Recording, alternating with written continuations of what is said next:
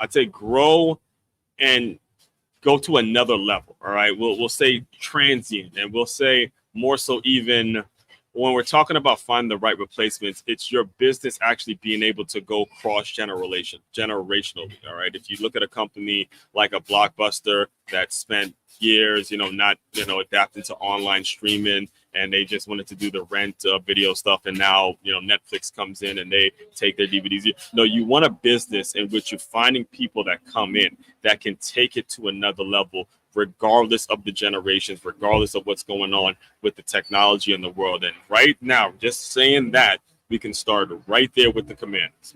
All right. Again, I will reiterate. I'm reiterating this for a reason. Is I was a diehard fan. I am a diehard Washington Commanders fan. I started watching them. I watched them through North Turner. We're talking head coaches now. So this year, the Commanders have a brand new head coach. His name is Dan Quinn, and so far he's starting off pretty good. But I've watched him through North Turner, Marty Schottenheimer, Steve Spurrier, Joe Gibbs came. They brought Joe Gibbs back. They brought Jim Zorn back. They had Terry Robisky at a time. They were switching coaches so often that when it comes to finding the right replacement, when it comes to actually, really creating a cohesive culture within that organization, as you know, for the past years, it's been an absolute joke. It's been chaos when it comes to the leadership and the problems that we've seen in when it comes to the Washington Commanders and all that. So when we're talking the right replacement, we can start right there with what's currently going on with the team. All right.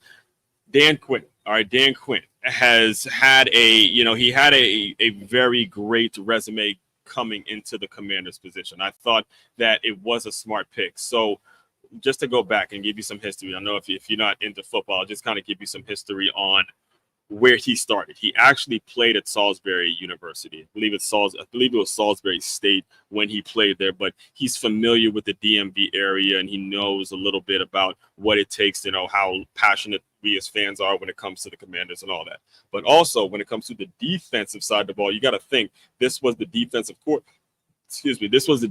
coordinator during that Legion of Boom, during the time that the Seahawks had the Legion of Boom, and I don't know where you would rank them necessarily in terms of the top NFL defenses of all time, but they're definitely somewhere floating around the top 10, maybe even top 5, because of they sealed the deal. They won with their defense. Not to say Russell Wilson and Marshawn Lynch and all that were bad players. They were, in my opinion, I do actually agree with what Cam Newton said a couple of years ago in terms of he was just a great game manager. They had a great run game in Marshawn Lynch, and then they played great defense. When you look back at that Super Bowl that they won in New York, they were going against the Denver Broncos, and it was Peyton Manning who was supposed to be the guy to come in and seal his deal as the greatest quarterback of all time, and it actually ended up being a blowout by the Seattle Seahawks. And if you really look at the way the game went, it was a defensive dominated game. All right. This was the defensive coordinator at the time. It was Dan Quinn, who's the current head coach for the Washington Commanders. All right. Understand that when we're talking the right replacement, all of these things matter. All of these things are very important when you're putting the people, when you're looking to replace people in new positions and all that kind of stuff. Right. So when we're talking about one of his major decisions, I don't want to call it the biggest decision that he made, but definitely somewhere that's very important when you're a new head coach coming into the NFL, given how offensive heavy, given how every rule, in my opinion, is based upon how well the offense is doing and to try to benefit the offense and all that kind of stuff. Who you pick as that offensive coordinator is going to be a very, very big decision. It's going to be a very big hire, right? So if you can recall, before he picked Cliff Kingsbury, the offensive coordinator for the Washington Commanders was actually the guy named Eric Bieniemy. All right, and Eric Bieniemy was the offensive coordinator for the Kansas City Chiefs for all those Super Bowl years. And there was all this media attention, all this hype. I mean, ESPN, First Take, they did segments about why Eric Bieniemy doesn't have a head coaching job. There were segments, there were people coming out, ready to burn down every NFL owner and say, oh, he don't know what he's talking about. He deserves to be a head coach. I mean, it was absolutely ridiculous, to the point that when he left Kansas City, Eric Bieniemy leaves Kansas City not to become a head coach, but he leaves Kansas City to become an offensive coordinator last year for the Washington Commanders. They had a press conference, bro. They had a press conference for an offensive coordinator hire. An offensive coordinator gets hired, and all of a sudden there's a press conference, and I believe his actual title was the head coach, assistant head coach as well. I think he had that title with Ron Rivera as well. I'm not sure. The bottom line is there was so much talk around who Eric Bieniemy was, what he deserved, all this media attention that was going on, and the offense, just plain and simple, underperformed. Did not look great under him. Now, granted, they didn't have a Jaden Daniels, they didn't have a quarterback, and I actually said it during that time. I actually called this out, to where, as great as he may have been in Kansas City, he had the Pat Mahomes, he had the Tyreek Hill, he had Travis Kelce, he had a great system, and Andy Reid. He had a lot of great things that were working for him that made it. And I'm never gonna say offensive play calling is easy, but it made it so he had the support that he needed so the offense could thrive. Right. So you go to the Washington Commanders. Ron Rivera is primarily known for his defensive prowess. He was a defensive coordinator before he became a head coach. And if you know anything about football, you know just because a head coach becomes a head coach doesn't mean they're gonna stop coaching the way they normally coach. So most likely Ron Rivera was spending a whole lot of time on the defensive side of the ball, and he made Eric Bieniemy like, look, you're the keys of the kingdom. This is your offense. Do your thing, right? So what happened was Dan Quinn takes the job, and he brings in a Cliff Kingsbury, all right?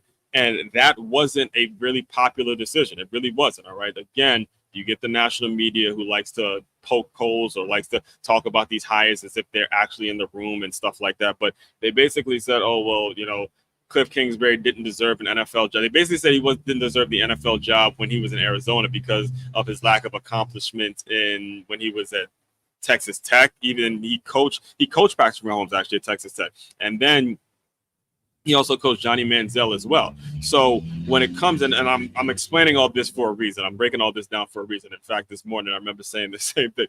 But the reason that I'm explaining all this to you is because when you take on a position of leadership, like let's say you're the Dan Quinn of your organization right now. Let's say you are the new leader, the new owner, the person that's responsible for bringing these people in. It's important that you block out the noise and you actually bring in the people that are going to be the most beneficial and that can be the best replacement for you if something should happen and if you should move away. To me, that's the reason that the Commanders have been so successful to this date, is because you get a Jaden Daniels type guy who's this new generation of quarterbacks, who isn't the Peyton Manning that's just going to sit back and try to throw from the pocket. He's not Tom Brady, where he's just sitting in the pocket throwing from the pocket and all that kind of stuff. He actually can use his legs. You can actually use that run keep. You can threaten the defense with your running ability and then still be able to drop back and hit dimes and hit people in stride and all that kind of stuff. And Cliff Kingsbury is used to coaching that type of player. So it was the best fit for the situation, regardless of what outside noise meant and how people were so much caping up for Eric Bieniemy and how much he deserved to get a job because of what he did in Kansas City and all that kind of stuff. And as a business owner, you got to be thinking like that. You got to be thinking, who's the best person for this specific position, this specific job. And that's how you get ahead. That's how you build success. That's how you reach a level of sustainable success. All right. Success over the period of time. It's one thing to just get a couple wins here and there, make a sale here and there, all that kind of stuff. But it's another to put people in the right place to where you're successful over a period of time. That's what you should be chasing. That's what the great ones do. All right. So transitioning from that, like I said, I grew up in the DMV. This is why I know so much about the Washington Commanders and the Washington Redskins franchise and all that. And seeing that I grew up in the DMV, right there in the nation's capital, yes, you better believe it, there was a ton of politics that as one was exposed. I played football, and I was exposed to a lot of politics. It was like completely wrapped around my upbringing. My dad would, he'd come home every single day, he'd watch news, and he'd be screaming at the TV, yelling at politicians, yelling at policies and all that kind of, like, me in my mind, like not knowing how can someone get so aggravated, so pissed off over with politics and all that. And seeing that I am recording this during election season, it's only 6 days before we find out who our new president is going to be. the thing that actually inspired the topic of this episode was the recent interview that JD Vance had with Jake Tapper. So before I go any further, before I start talking about it, I want to play you guys a clip. I want to play you guys a clip of just a little bit about what JD Vance had to deal with this quote unquote journalist, this person who's supposed to be objective, the person who's supposed to be like, since when do journalists start arguing with the guests that they have? They're supposed to be there asking them questions and letting them answer, not cutting them off and all that kind of stuff. But listen to this quick exchange. Now, I recommend you go watch the whole 17 minutes on your own. It's Jake Tapper and JD Vance talking over an interview with CNN. So watch it, and then we'll respond to it in a second. Said publicly 1.5% inflation. The military to go after the enemy within, which is the American people. He did not say that, Jake. The enemy he within? said that he was going to send the military after the American people. Show me the quote where he said he was going to. He said the enemy within. He said far left lunatics. He's talking like about the people Pelosi's rioting. And said publicly. All